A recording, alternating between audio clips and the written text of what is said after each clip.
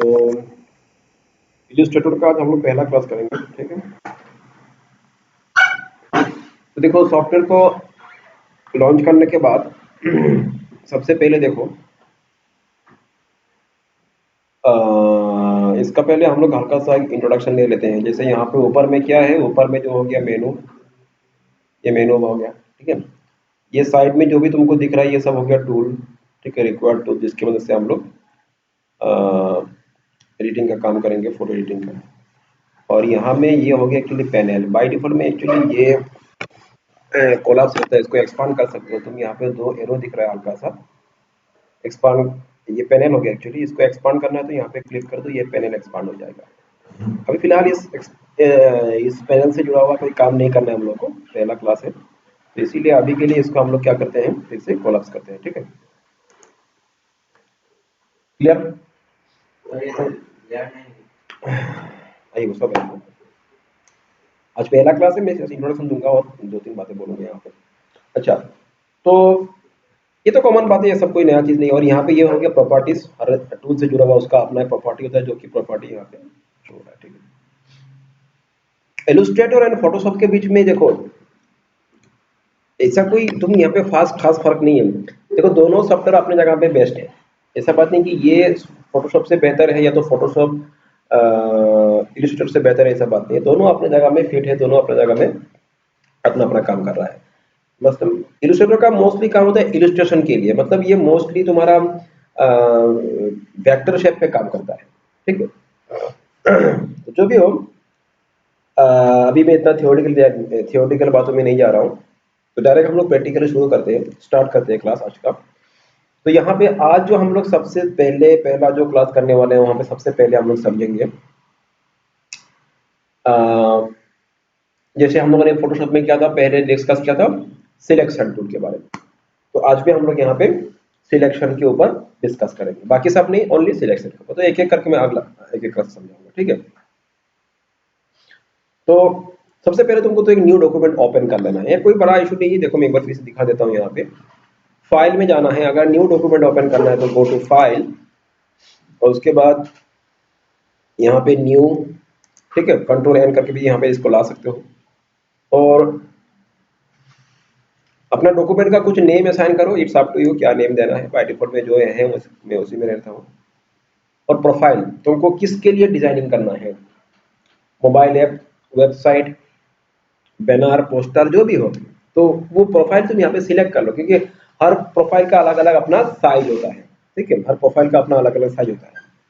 तो या तो तुम कस्टम साइज खुद से भी डिफाइन कर सकते हो, या तो प्रोफाइल के हिसाब से जा सकते हो। यहाँ पे प्रोफाइल में अगर देखोगे, प्रिंट है, वेब है, डिवाइसेस है, ठीक है, वीडियो एंड फिल्म है, अलग अलग है ऑप्शंस यहाँ पे। जैसे अगर तुम डिवाइस में चले जाओगे, फिर डिवाइस का भी अलग ऑप्शन यहाँ पे देखो मिल जाएगा, साइज, कौन सा डिवाइस का क्या साइज होगा, आईपैड, आईफोन, जूम, जो भी हो, गैलेक्सी 5, इस तरह से। और अगर तुम यहाँ पे जैसे अगर वेब में जाओगे, उसका भी अलग अलग साइज होगा, तो तुमको कौन सा साइज यूज करना है, वेब बेस्ट। प्रिंट पे जाओगे तो इसका भी अलग अलग size, letter size A4, A3, A5 लिखे, इस तरह का, ठीक है।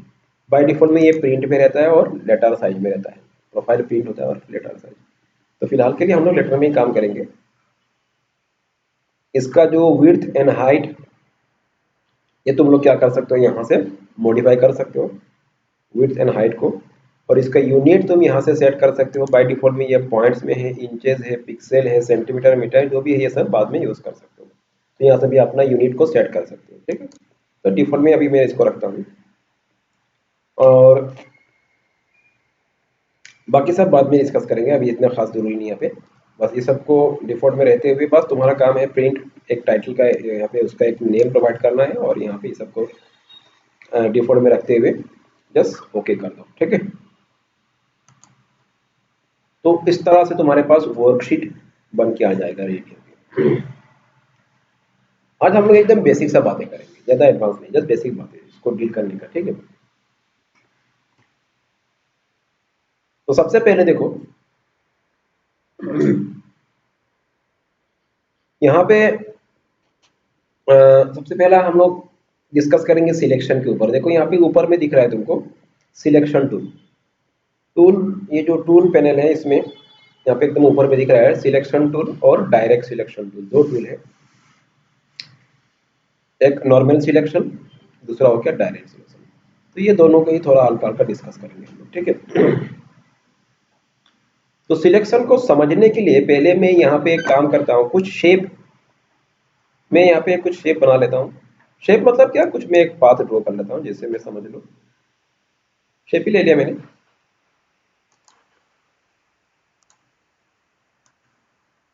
मैंने ये एक रेक्टेंगल ड्रॉ कर लिया, ठीक है। तो सबसे पहले हम लोग डिस्कस करेंगे, इसको थोड़ा मैं छोटा कर लेता हूँ ताकि, अच्छा एक काम करते हैं हम लोग, हाँ इसको थोड़ा मैं छोटा कर लेता हूँ। मैंने ये एक शेप बना दिया रेक्टेंगल का, ठीक है। सॉरी, ठीक है, ये तो छोटा हो गया। अभी सही है। अभी तो सबसे पहले मैं यूज करता हूँ सिलेक्शन टूल को। देखो यहाँ पे मैं सिलेक्शन टूल को मैं क्लिक कर रहा हूँ, ठीक है, नॉर्मल सिलेक्शन टूल है। तो राइट नाउ मेरा देखो दोनों के बीच में फर्क क्या है, अगर मैं डायरेक्ट सिलेक्शन टूल को सिलेक्ट करूँ, एरो को देखो, एरो व्हाइट कलर का एरो आ रहा है, और अगर नॉर्मल सिलेक्शन टूल को सिलेक्ट करूँ तो ये ब्लैक कलर का एरो आ रहा है। तो ये तुम एरो को देख के समझ सकते हो तुम्हारा कौन सा सिलेक्शन टूल अभी एक्टिवेट है। तो फिलहाल यहाँ पे मैंने नॉर्मल सिलेक्शन टूल को सिलेक्ट कर लिया। सिलेक्शन टूल को सिलेक्ट करने के बाद यहाँ पे देखो, अभी ये अभी सिलेक्टेड नहीं, ये जो मेरा शेप है ये अभी सिलेक्टेड नहीं है। इसको अगर सिलेक्ट करना है बस इस तरह से तुम इसको सिलेक्ट कर लो, ठीक है। ये सिलेक्ट हो चुका है। सिलेक्ट होने के बाद इसको सिलेक्ट करके क्या होगा, सिलेक्ट करके ये जो मेरे यहाँ पे ऑब्जेक्ट है, ये जो ऑब्जेक्ट है, सिलेक्ट करके क्या क्या हो सकता है उसको समझते हैं पहले। सिलेक्ट करने के बाद इस ऑब्जेक्ट को हम लोग मूव कर सकते हैं लाइक दिस। समझ में आ रहा है, मैंने सिलेक्ट तो कर लिया, उसके बाद सिलेक्ट करके इस ऑब्जेक्ट को क्या कर सकते हैं हम लोग, अपना इसका पोजीशन को हम लोग चेंज कर सकते हैं। पहला बात ये हो गया। जब हम लोग सिलेक्ट करते हैं तो ध्यान रखना, यहाँ पे देखो कुछ पॉइंट बनता है, दिख रहे हो यहाँ पे, ये सब कुछ पॉइंट बन रहा है। तो कोई एंकर पॉइंट बोलते हैं एक्चुअली, कुछ पॉइंट बन रहा है यहाँ पे, जब पॉइंट में बाद में आएंगे। जब मैंने सिलेक्ट किया, सिलेक्ट करने के बाद इन पॉइंट्स को किसी ना किसी एक पॉइंट को पकड़ के तुम इसका साइज को रिसाइज कर सकते हो। जैसे ये देखो लाइक दिस। सिलेक्ट करने के बाद इसका किसी भी एक एंकर पॉइंट को पकड़ते हुए इसका साइज को तुम इस तरह से क्या कर सकते हो, रिसाइज कर सकते हो। और जब मैं यहाँ पे इसको रिसाइज कर रहा हूँ, ये ओरिजिनल जो प्रोपोर्शन है लेंथ एंड विड्थ का वो मेंटेन नहीं कर रहा है। जैसे तुम माउस को घुमाओगे वैसे ही उसका साइज चेंज हो रहा है। मैं समझ में आ रहा है क्या बोल रहा हूँ मैं। चाहे इसका मैं इसका यहाँ से विड्थ में कम करके इसको रिसाइज कर रहा हूँ, यहाँ पे विड्थ को बढ़ा के रिसाइज कर रहा हूँ, दोनों एक साथ इक्वली, मतलब आप कम ज्यादा नहीं हो रहा है, मतलब सेम प्रोपोर्शन पे नहीं हो रहा है। तो अगर तुमको चाहिए कि दोनों ही एक साथ सेम प्रोपोर्शन पे इसका साइज को रिसाइज करना है तो शिफ्ट दबा लेना कीबोर्ड में, और शिफ्ट दबाते हुए अगर करोगे तो देखो अभी ये प्रोपोर्शन चेंज नहीं हो रहा है। देखा ना, मैं माउस को जितना भी घुमाऊं, स्केल अप स्केल डाउन तो होगा, लेकिन वो उसका जो ओरिजिनल उसका है विड्थ का एंड हाइट का वो चेंज नहीं हो रहा है, उसी प्रोपोर्शन में ये अप डाउन हो रहा है।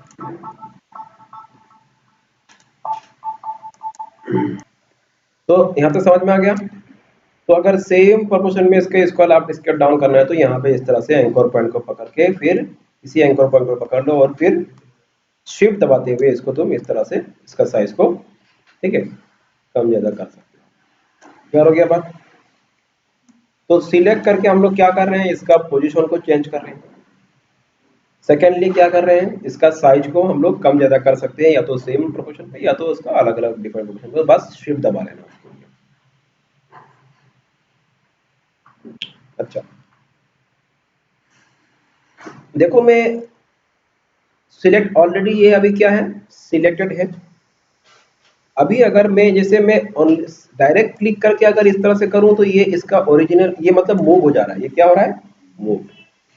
और यहाँ पे एक चीज, जैसे पहले हम लोगों ने किया था कंट्रोल जेड से क्या होता है, वन स्टेप बैक होता है, प्रीवियस स्टेप को वो प्रीवियस स्टेप में आ जाता है। जैसे मैं कंट्रोल जेड प्रेस कर रहा हूँ तो प्रीवियस स्टेप में आ जाता है। अच्छा, अभी डायरेक्ट जब मैं क्लिक करके माउस को मतलब यहाँ पे इसको पोजीशन चेंज करना है तो डायरेक्ट क्लिक करके उसको हटा दो। लेकिन दूसरा तरीका क्या है, मैंने ऑल्ट प्रेस करके इस बार अगर मैंने यहाँ पे क्लिक करके देखो मैंने ऑल्ट प्रेस किया और इस बार क्लिक करके इस बार यहाँ पे छोड़ दूं तो ये मूव नहीं हो रहा है, ये कॉपी हो रहा है। बात समझ में आ रहा है कि क्या हो रहा है? कॉपी। ऑल्ट प्रेस किया फिर क्लिक किया और फिर यहाँ पे लाया कॉपी, जितना भी लाओगे वो क्या होगा? और सिंगल क्लिक करके बिना ऑल्ट का अगर तो इस तरह से ले जाओगे वो हो जाएगा मूव। समझ में आ रहा है? तो ऑल्ट प्रेस करके क्लिक करके ये करने से तुम्हारा हो रहा है, ये कॉपी हो रहा है। जब मैं इसको कॉपी कर रहा हूं तो ये किसी एनी डायरेक्शन पे किसी भी पॉइंट पे तुम इसको प्लेस, किसी भी डायरेक्शन पे तुम इसको क्या कर सकते हो? कॉपी करते हुए प्लेस कर सकते हो। मैं चाहता हूं कि एग्जैक्टली इसको क्या करना है, स्ट्रेट मतलब एग्जैक्टली सीधा सीधा कॉपी करना है। तो ऐसे तो होगा, ऐसा बात नहीं है। यहाँ पे ये तुमको बीच में लाइन दिख रहा है ना, ये तुमको इंस्ट्रक्ट कर रहा है कि इसी पॉइंट पे ये एग्जैक्टली स्ट्रेट में कॉपी हो जाएगा। लेकिन इसका एक और भी ऑप्शन है, क्या? ऑल्ट के साथ शिफ्ट, ऑल्ट के साथ शिफ्ट, तो क्या होगा? ये रेस्ट्रिक्टेड हो जाएगा, स्ट्रेट मोड पे ही कॉपी होगा। रेस्ट्रिक्टेड होकर देखो मैं शिफ्ट प्रेस कर रहा हूं तो देखो, ये देखो अभी इधर ये या तो इस साइड में कॉपी होगा या तो इस साइड में, या तो हॉरिजॉन्टली एंड वर्टिकली कॉपी होगी, या तो हॉरिजॉन्टली कॉपी हो रहा है या तो वर्टिकली कॉपी हो रहा है या तो एग्जैक्टली 45 डिग्री एंगल पे हो रहा है। उसके अलावा और दूसरा कोई यहाँ पे देखो नहीं हो रहा है, देखा ना? या तो एग्जैक्टली 45 डिग्री एंगल पे हो रहा है या तो हॉरिजॉन्टली या तो वर्टिकली, मतलब रेस्ट्रिक्टेड हो गया। और अगर शिफ्ट को छोड़ दोगे तो you are free to place it at any position, कहीं पे भी इसको प्लेस कर सकते हो। ओके, एक्चुअली मैंने ऑल छोड़ दिया इसलिए कॉपी हुआ नहीं। फिर से मैं दिखाता हूँ एक बार। तो मैंने यहाँ पे एक्चुअली जूम क्लिक कर दिया। तो फिर से मैं करता हूँ, तो पहले तो इसको मैं यहाँ पे लेके आता हूँ। तो ऑल्ट दबाते हुए, बिना ऑल्ट दबाते हुए अगर मैं शिफ्ट प्रेस ना करूँ तो इसको मैं किसी भी पॉइंट पे कॉपी कर सकता हूँ। ठीक है। दूसरा बात क्या है, ऑल्ट के साथ अगर शिफ्ट दबाऊं तो रेस्ट्रिक्टेड हो जाएगा, स्ट्रेट लाइन पे कॉपी होगा। क्लियर?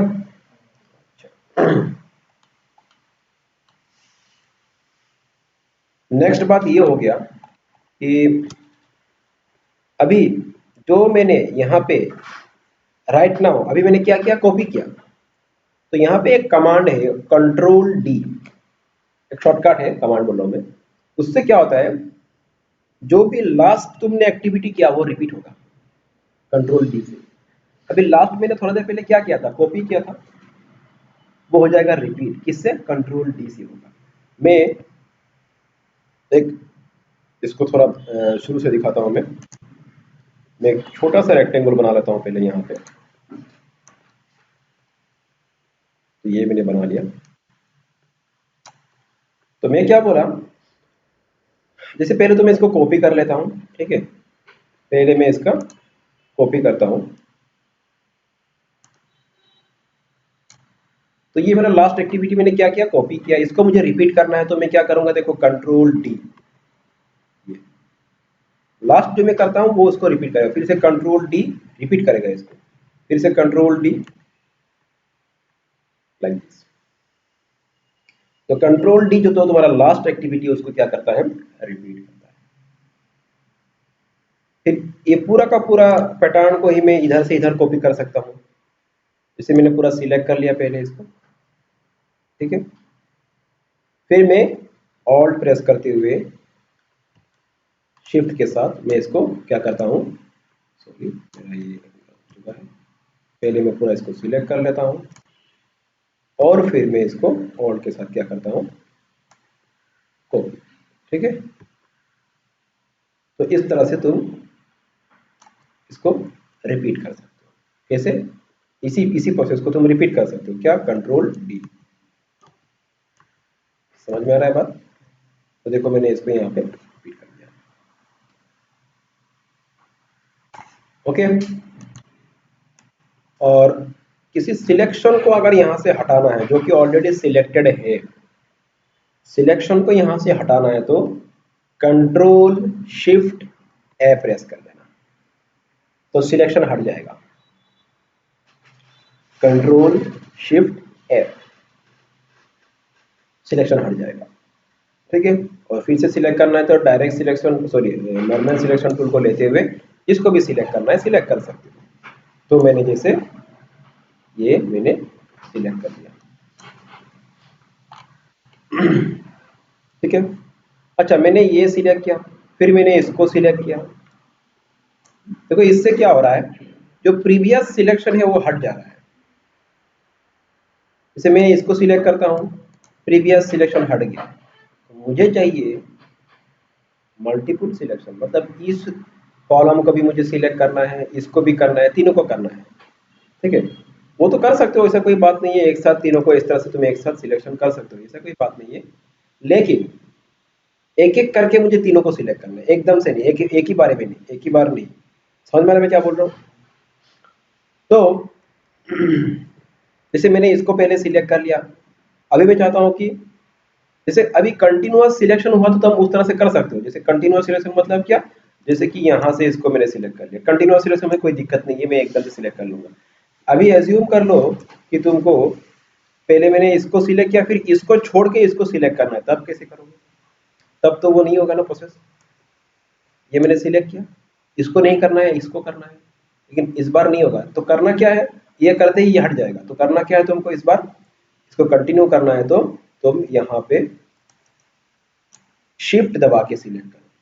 क्या, शिफ्ट, शिफ्ट दबा के कीबोर्ड में तो सिलेक्ट करोगे तो ये इस तरह से तुम मल्टीपल सिलेक्शन ले सकते हो। ओके, क्लियर हो गया? और जैसे यूनिवर्सल ऑल सिलेक्शन एक होता है ना, कंट्रोल ए, वो तो ऑल सिलेक्शन के लिए, तो हर जगह पे एप्लीकेबल है। यहाँ पे भी अगर सबको एक साथ सिलेक्ट करना है तो कंट्रोल ए, तो यूनिवर्सल है, हर जगह पे वही प्रोसेस चलता है, कंट्रोल है। ओके, तो इस तरह से तुम इसको सिलेक्ट कर सकते हो कंट्रोल ए के मदद से। देखो यहाँ पे कुछ बेसिक बातें हैं। तुम्हारा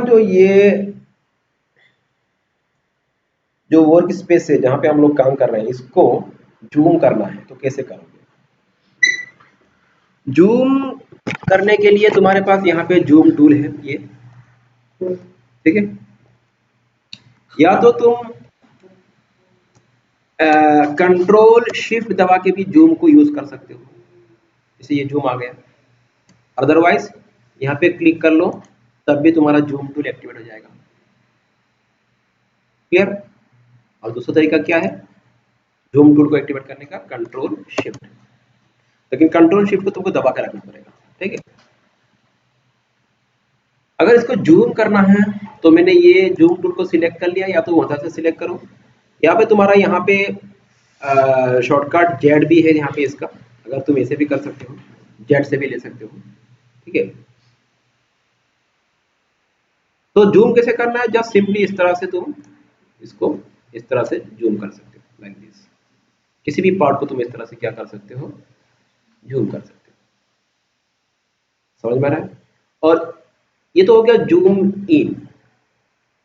और अगर तुमको जूम, यहाँ पे क्या है इलस्ट्रेटर पे, ये जूम तुम्हारा अप टू 6400% तक जूम होता है, बहुत ज्यादा जूम होता है यहाँ पे।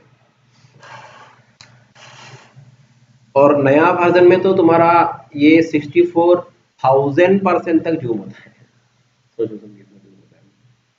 चलो, तो ये जूम हो गया। फिर इसको जूम आउट करना है तो ऑल्ट प्रेस कर देना। देखो यहाँ पे ऑल्ट प्रेस करते ही वो बीच वाला प्लस हट के माइनस हो रहा है, तो मतलब अभी क्या करो, अभी क्या होगा, ये अभी ये जूम आउट हो जाएगा, ठीक है। तो बस इसको करते जाओ, ये जूम आउट हो जाएगा जब तक तुम इसको फुल्ली जूम आउट, तुमको जितना तक जूम आउट करना है। समझ में आ रहा है बात? तो ये इस तरह से जूम आउट, ऑल्ट दबा के करने से क्या होगा, जूम, ठीक है।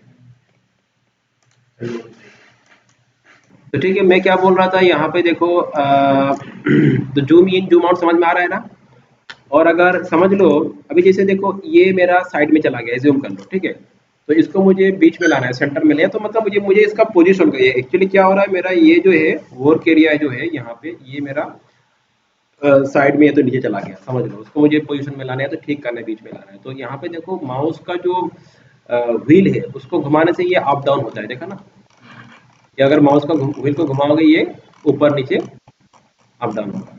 और अगर लेफ्ट राइट से करना है तो कंट्रोल प्रेस करके व्हील को घुमाओ तो ये लेफ्ट राइट होगा, समझ में आ रहा है। कंट्रोल प्रेस करके व्हील को घुमाओ तो ये लेफ्ट राइट, और बिना कंट्रोल का व्हील को घुमाओगे तो ये अप डाउन होगा। और अगर जूम करना है तो मैंने जैसे बोला यहाँ पे, या तो यहाँ पे क्लिक करो या तो जेड प्रेस करते हुए फिर इस तरह से जिसको भी तुमको जूम करना है वो तुम जूम कर सकते हो, ठीक है। और अगर जूम आउट करना है तो ऑल्ट प्रेस करके इस तरह से करोगे तो वो हो जाएगा तुम्हारा जूम आउट। तो समझ में आ गया यहाँ तक। अच्छा, और दो बातें मैं बोल दे रहा हूँ यहाँ पे। ये तो हो गया डायरेक्ट नॉर्मल सिलेक्शन टूल। अभी हम लोग डिस्कस करेंगे थोड़ा सा डायरेक्ट सिलेक्शन टूल के बारे में, ठीक है। तो मैं इसको डिलीट कर देता हूँ। डायरेक्ट सिलेक्शन टूल का एडवांटेज क्या है नॉर्मल सिलेक्शन टूल से। तो यहाँ पे देखो, अभी हो गया डायरेक्ट सिलेक्शन टूल। जैसे मैं फिर से एक बार, अच्छा, डायरेक्ट सिलेक्शन एक्चुअली देखो, जब मैं यहाँ पे ये जैसे समझ लो मैंने रेक्टेंगल रेक्टेंगल मैंने जब यहाँ पे ये रेक्टेंगल मैंने ड्रॉ किया, तो यहाँ पे क्या हो रहा है, मैं डायरेक्ट सिलेक्शन टूल को मैं ले रहा हूँ, ठीक है। पहले डायरेक्ट सिलेक्शन, अभी इसमें डायरेक्ट सिलेक्शन टूल से ही मैं अभी यहाँ पे सिलेक्शन करूंगा। तो देखो, जब मैं डायरेक्ट सिलेक्शन टूल, मैं थोड़ा इसको जूम कर लेता हूँ तभी समझने में आसान होगा चीज। मैं जब डायरेक्ट सिलेक्शन टूल से, जैसे मैंने ये सिलेक्ट कर लिया, ठीक है। यहाँ पे देखो, ये ये बेहतर होगा मैं और एक काम करूँ यहाँ पे, अच्छा कोई बात नहीं। यहाँ पे देखो, जब मैं माउस पॉइंटर को यहाँ पे लेके आता हूँ तो यहाँ पे क्या दिख रहा है, देखो पाथ लिखा हुआ दिख रहा है, ठीक नहीं, दिखा कि नहीं, पाथ लिखा हुआ दिख रहा है। और एकदम एंड पॉइंट पे लेके जाऊँ तो क्या लिखा हुआ है, देखो एंकर लिखा हुआ है, समझ में आ रहा है। ये देखो एंकर और बीच में आया तो पाथ, मतलब ये एक पाथ है, ये क्या थे, एक पाथ है। और ये जो एंड पॉइंट है ये सबको बोला गया anchor point. Direct selection tool का फायदा ये है कि तुम इन एंकर पॉइंट्स को या तो पाथ को इंडिविजुअली सिलेक्ट कर सकते हो, और सिलेक्ट करके उसको तुम उसको मॉडिफाई कर सकते हो, उसका पोजीशन को चेंज कर सकते हो। जैसे देखो मैं बोल रहा हूँ, नॉर्मली क्या हो रहा है, जब मैं इस तरह से, मैंने समझ लो कि नॉर्मल सिलेक्शन टूल लिया, ठीक है। और नॉर्मल सिलेक्शन टूल से मैंने इसको सिलेक्ट कर लिया, समझ लो, ठीक है। नॉर्मल सिलेक्शन टूल से मैंने इसको सिलेक्ट कर लिया। अभी जब मैं इसको इस तरह से चेंज कर रहा हूँ, ये पूरा का पूरा ऑब्जेक्टिव तुम्हारा क्या हो रहा है, मतलब मूव हो रहा है, ठीक है। इंडिविजुअली किसी पाथ या तो किसी पॉइंट को मैं मूव नहीं कर पा रहा हूँ यहाँ पे direct selection normal selection tool के बदले जब मैं यूज कर रहा हूँ। और जब मैं डायरेक्ट सिलेक्शन टूल से सिलेक्ट कर रहा हूँ, देखो इस बार मैं डायरेक्ट सिलेक्शन टूल मैंने ले लिया, और इस बार मैं समझ लो कि इस पॉइंट को ओनली, देखो मैं कहाँ पे लिया, मैंने सिर्फ इस पॉइंट को मैंने सिलेक्ट किया, ध्यान देना इस पॉइंट को, ठीक है। ये एंकर पॉइंट है, और इस पॉइंट को पकड़ के मैं देखो इसको इंडिविजुअली पॉइंट को मूव कर सकता हूँ मैं, समझ में आ रहा है। इसको मॉडिफाई भी कर सकता हूँ, किसी भी एंकर पॉइंट को इस तरह से इंडिविजुअली सिलेक्ट कर लो, और उसको इंडिविजुअली, सिर्फ एक एंकर पॉइंट नहीं, तुम चाहे तो मल्टीपल पॉइंट को सिलेक्ट कर सकते हो। मतलब जैसे मतलब मैंने यहाँ पे ये दोनों पॉइंट को सिलेक्ट कर लिया। अभी ये दोनों पॉइंट को सिलेक्ट करने का मतलब ये पाथ ही मैंने सिलेक्ट कर लिया। दोनों पॉइंट को सिलेक्ट करने का मतलब क्या, उस पाथ को ही मैंने सिलेक्ट कर लिया। और उससे क्या होगा, अभी ये पाथ को ही तुम इस तरह से इंडिविजुअली देखो, ये अभी पाथ को ही मैं इंडिविजुअली मूव कर रहा हूँ, ठीक है, समझ में आ रहा है बात। तो ये हो गया डायरेक्ट सिलेक्शन टूल का एडवांटेज, जो कि तुम्हारा नॉर्मल सिलेक्शन टूल से मतलब नहीं हो पा रहा था, ठीक है। तो ये देखो, जैसे मैं यहाँ पे इसको इस साइड में मुझे सिलेक्शन करना है, तो मैंने डायरेक्ट सिलेक्शन टूल को ले लिया, और इस साइड में आते हुए मैंने ये पाथ को ही मैंने सिलेक्ट कर लिया। अभी मैं पूरा पाथ को ही मैं इंडिविजुअली मूव कर रहा हूँ, ठीक। अच्छा, तो यहाँ पे अभी ये तो समझ में आ चुका है हम लोग को। अभी देखो,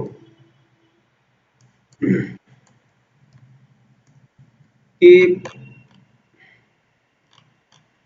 अभी एज्यूम कर लो मैं यहाँ पे अभी इसको मैं एक काम करता हूँ, इसको मैं फिलहाल डिलीट कर देता हूँ मैं। जैसे इस ये कॉन्सेप्ट को लेते हुए जैसे हम लोग कुछ कर सकते हैं, क्या कर सकते हैं देखो मैं करके दिखाता हूँ एक बार। थोड़ा सा मैं इसको बड़ा कर लूँ। मैंने ये एक रेक्टेंगल ले लिया, मैंने यहाँ पे एक रेक्टेंगल लिया, मैंने स्क्वायर ड्रॉ किया, रेक्टेंगल नहीं मैंने स्क्वायर शिफ्ट दबाते हुए मैंने स्क्वायर ड्रॉ किया। फिर इसका इस स्क्वायर का मैंने एक कॉपी बना लिया ऑल्ट प्रेस करते हुए, ठीक है। पहले तो इसको सिलेक्शन कर लूँ मैं और फिर ऑल्ट करते हुए मैं इसका मैंने एक कॉपी बना लिया, ठीक है। ये कॉपी जो मैं कर रहा हूँ इसको मैं यहाँ पे डायरेक्ट यहाँ पे इंटरसेक्ट करते हुए मैं इसको कॉपी कर रहा हूँ। फिर इधर से इसी का और एक तुम कॉपी बना लो यहाँ पे, ठीक है। और फिर इस बार मैं डायरेक्ट सिलेक्शन टूल को लेते हुए मैं इस पार्ट को सिलेक्ट करते हुए ओनली इस पाथ को मैं मूव कर रहा हूँ। उसी तरह मैंने इसको लेते हुए मैंने इसको मूव करके देखो एक तरह से मैंने बॉक्स टाइप का एक स्ट्रक्चर बना दिया। समझ में आ रहा है ना बात? तो डायरेक्ट सिलेक्शन टूल्स के लेके हम लोग क्या कर सकते हैं, जैसे मैंने एग्जांपल दिया छोटा सा हल्का सा ये, तो इस तरह से तुम इसको और फिर इसका साइज को भी तुम रिसाइज कर सकते हो। रिसाइज करने के टाइम में क्या देखो, रिसाइज जब करना है वही बात है, जैसे मैंने डायरेक्ट सिलेक्शन टूल ले लिया और मैंने इन चारों पॉइंट को सिलेक्ट कर लिया ये इधर से, ठीक है। और फिर जब मैं इसको मूव करूं देखो ये शिफ्ट दबाते हुए तुम करो तो ये इसका साइज को तुम इस तरह से क्या कर सकते हो, छोटा बड़ा भी कर सकते हो। तो ये एक तरह से डायरेक्ट एक तरह से मैंने एग्जांपल दिया करके दिखाया तुम लोग को। तो इस तरह से बहुत सारा टास्क हम लोग कर सकते हैं। तो खैर चलो यहाँ तक रहने दो, बाकी नेक्स्ट क्लास में फर्दर डिस्कस करेंगे, ठीक है। सर, मुझे कौन कौन से